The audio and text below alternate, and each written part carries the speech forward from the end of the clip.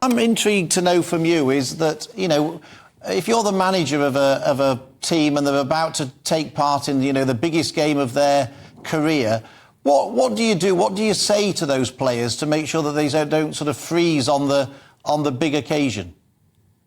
I think you just got to try to keep them relaxed, Phil, and, you don't want to be putting, there's enough pressure on the game. The whole country is willing them to win. So I think you've got to keep it relaxed and have a bit of fun around the place as much as you can and really not get them too hyped up and too tense about the game. Just go out and play, do what you've done so far to get us to this final. If we do that, we'll win the game. That's got to be the message, really.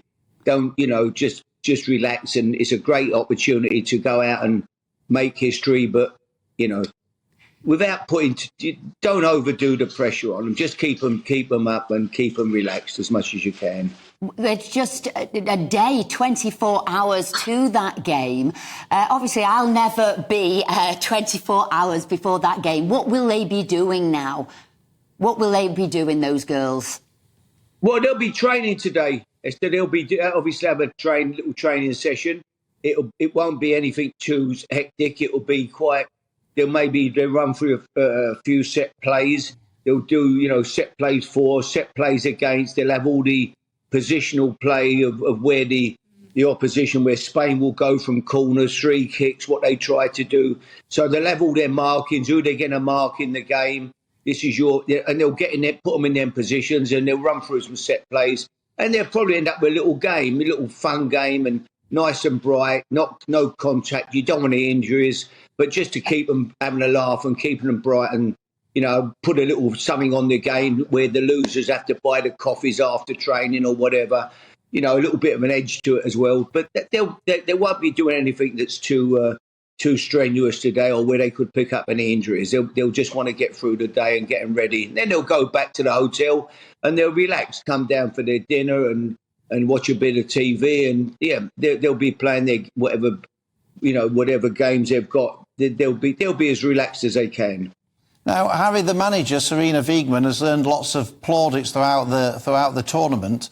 How do you think, should she be given the chance to manage in, some people are saying doesn't she manage a men's Premier League football team? Why does she not maybe even be the person to replace Gareth Southgate? I mean, would she be able to slot into that kind of position easily? If you're a good manager, are you a good manager wherever you're managing? If she did slot in, she'd save them a few bob, wouldn't they? She's on 100,000. Gareth Southgate's on 400,000. 400,000. Yeah, on 5 million a year. She's not going to be ready to manage the England team. No, like the men's team, I can't see that really. To be truthful with you, I'd be lying if I sat here and said, it'd be a great idea. I don't see that at all. If she wants to get into, if she feels going into the men's game, I think she's going to have to start somewhere and earn her stripes in the men's game. She'd have to, if she's taking a league team.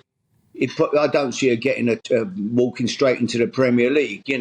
She's done fantastic, but it's very, very different. It's, I think she'd have to go like people who manage the England team. They have to prove themselves managing club teams first. I think she'd have to, if she goes in the men's game, she'd have to go and manage it at whatever level. Nothing to say. Listen, there's a bold chairman out there who wants to have a go and break the mould. Fantastic. And if she can do it, it'd be great. Why not? But I'd be lying if I said I could see her being the next England manager after Gareth Southgate. I really don't see that at all. Now, Harry, just quickly, I thought of you when I read this in the Daily Star today, page 18. It's about Alex Ferguson. His right-hand man, Rene, has written a book saying about when Alex Ferguson, they were all waiting to get on the train for an away game, and Alex Ferguson missed the train because he was too busy watching the racing on his phone, and everyone took the mickey out of him, and he fined them all a week's wages for taking the mickey out of him. Have you ever missed a thing because you were too busy watching the racing, Harry? Because it strikes me as the type of thing you would do.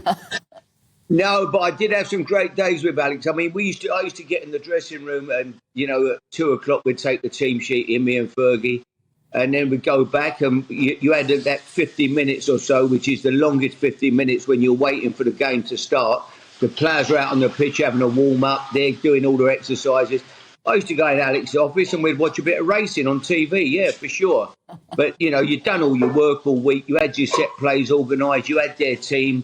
There's nothing to do. You're just sitting in that dressing room all on your own because everybody else is out on the pitch stretching, warming up, doing their exercises, the fitness coaches, your Harry- assistants. Harry So I Redknapp? just would go and join Alex and watch a bit of racing in his room before the game. But Harry, we never thanks for miss that. the kickoff. We've got to go, but thank you so much for joining us today.